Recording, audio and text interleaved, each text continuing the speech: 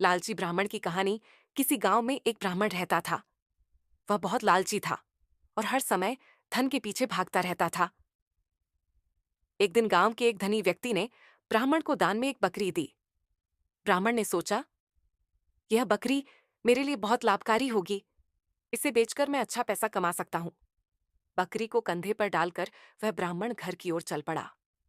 रास्ते में 3 ठगों ने ब्राह्मण को देखा और सोचा कि इसे बेवकूफ बनाकर बकरी को चुरा लेना चाहिए। उन्होंने मिलकर एक योजना बनाई। पहला ठग ब्राह्मण के पास गया और बोला, पंडित जी, आप अपने कंधे पर यह कुत्ता क्यों ले जा रहे हैं? ब्राह्मण ने गुस्से में कहा, तू अंधा है क्या?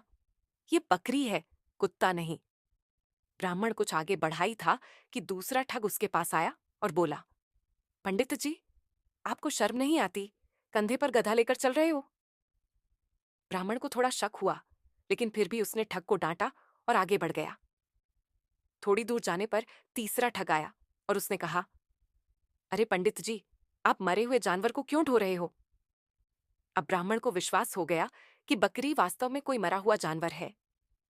उसने डर के मारे बकरी को वहीं छोड़ दिया और भाग गया। तीनों ठगों ने खुशी से बकरी उठाई और वहां से चलते बने। इस तरह ब्राह्मण की लालच और मूर्खता की वजह से उसकी बकरी चली गई। शिक्षा। इस कहानी से हमें यह सीख मिलती है कि लालच और मूर्खता कभी भी किसी को लाभ नहीं पहुंचाते।